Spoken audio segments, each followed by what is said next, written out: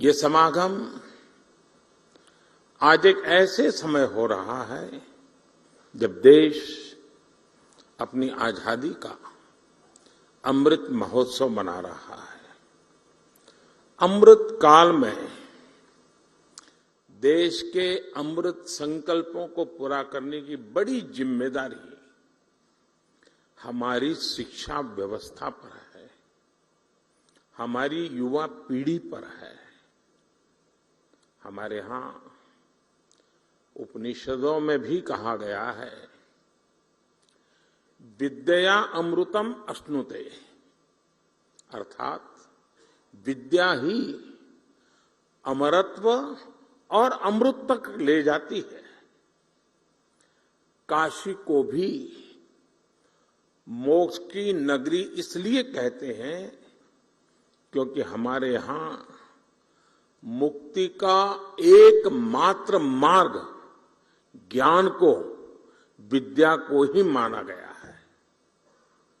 और इसलिए शिक्षा और शोध का, विद्या और बोध का इतना बड़ा मंथन जब सर्व विद्या के प्रमुख केंद्र काशी में होगा तो इससे निकलने वाला अमृत अवश्य देश को नई दिशा देगा।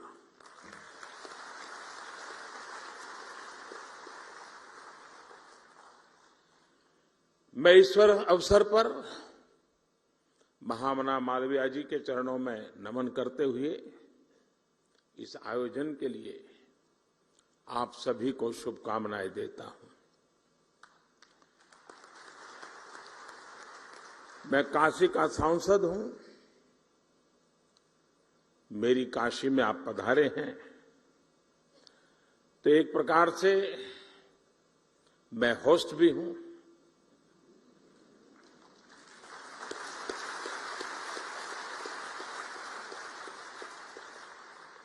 आप इन सब के साथ साथ मेरे भी मेहमान हैं।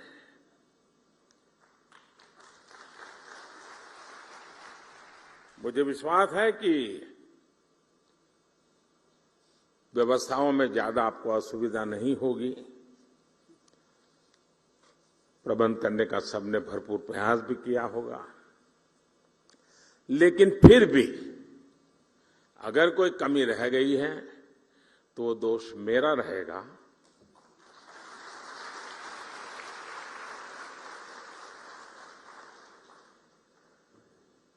और एक होस्ट के नाते कोई भी आपको असुविधा हो जाए तो उसकी क्षमा मैं पहले से मांग लेता हूं। साथियों, मैं अभी एक कार्यक्रम करके आ रहा हूं। यहां मध्याह्न भोजन के लिए एक सेंट्रलाइज किचन का काम था, लेकिन वहां मुझे मेरी काशी की सरकारी स्कूल के 10-12 साल की उम्र के बच्चों के साथ गप्पे गोष्ठी करने का अवसर मिला।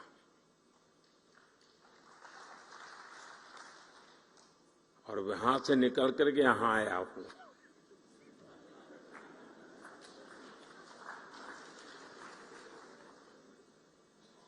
और मैं उनसे सुनकर के आया हूं और आपको सुनाने आया हूं।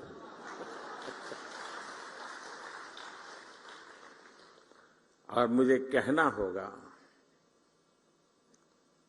और मैं तो चाहूंगा जब मैं अगली बार आऊंगा तो जिस स्कूल के बच्चों से आज मुझे मिलना हुआ है, मैं उनके जो टीचर्स हैं उनको मिलना चाहूंगा।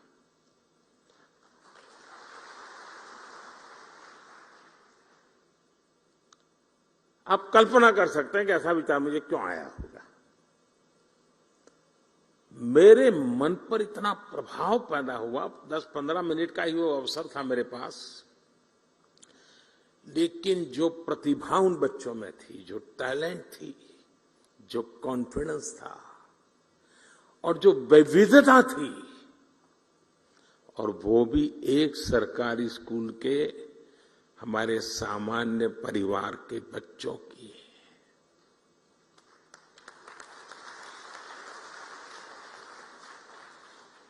जो टैलेंट वो बच्चे वहां प्रस्तुत कर रहे थे, आपके परिवार में भी अगर आपका पोता नाती अगर ऐसी टैलेंट आपके सामने रखेगा, तो जब भी मेहमान घर में आएंगे आप उसको खड़ा कर देंगे, जरा देखो मेहमान आए वो तुम सुनाओ। मेरा कहने का तात्पर्य है कि वर्तमान पीढ़ी का ये सामर्थ्य, उनकी क्षमता, जब वो आप जहां हैं वहां पहुंचेंगे, पद पे नहीं, उस इंस्टीट्यूट में, आप तो नहीं होंगे, आप ऐसी इंस्टीट्यूट बना के जाएंगे कि इस प्रतिभा के बच्चे आने वाले दिनों में आने वाले हैं, उनको वहां कमी नजर ना आए। ये काम सबसे बड़ा आपके जिम्मे है।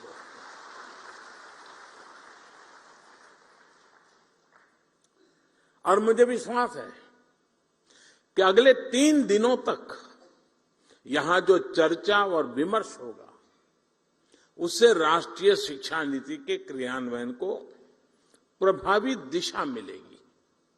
साथियों, आप सभी जानते हैं कि राष्ट्रीय शिक्षा नीति का मूल आधार शिक्षा को संकुचित सोच के दायरे से बाहर निकालना और उसे 21वीं सदी के आधुनिक विचारों से जोड़ना है। हमारे देश में मेधा की कभी कोई कमी नहीं रही है,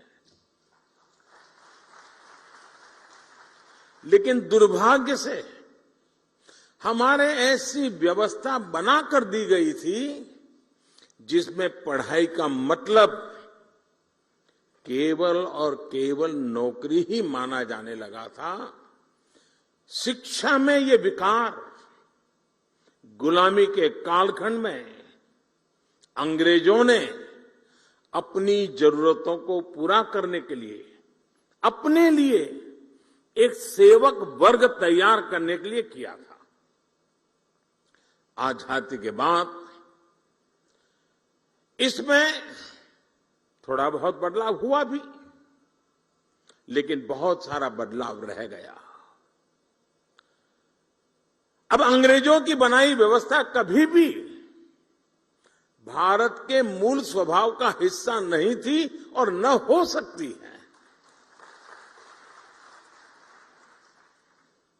अगर हम हमारे देश के पुराने कालखंड की तरफ नजर करें, हमारे यहां शिक्षा में अलग अलग कलाओं की धारणा थी, और बनारस तो, मेरी काशी तो इसका जीवंत उदाहरण है।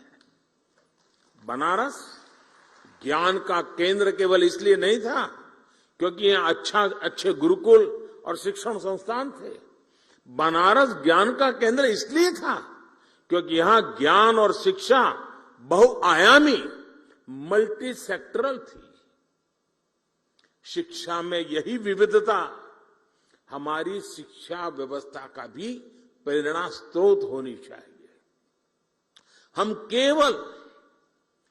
केवल डिग्री धारक युवा तैयार न करें, बल्कि देश को आगे बढ़ने के लिए जितने भी मानव संसाधनों की जरूरत हो, हमारी शिक्षा व्यवस्था वो देश को उपलब्ध कराएं, देश को दे।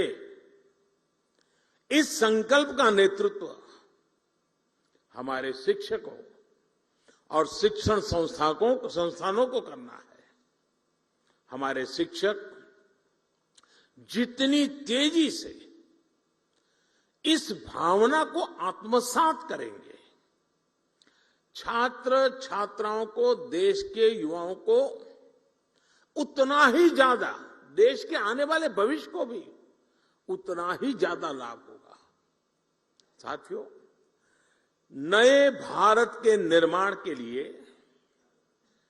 नई व्यवस्थाओं का निर्माण, आधुनिक व्यवस्थाओं का समावेश उतना ही जरूरी है। जो पहले कभी नहीं हुआ, जिन लक्ष्यों को पाने की देश ने कल्पना भी नहीं करता था, वो आज के भारत में हकीकत हमारे सामने निर्माण हो रही है। अब आप देखिए, कोरोना की इतनी बड़ी महामारी से हम न केवल इतनी तेजी से उभरे, बल्कि आज भारत दुनिया की सबसे तेजी से बढ़ रही बड़ी अर्थव्यवस्थाओं में एक है।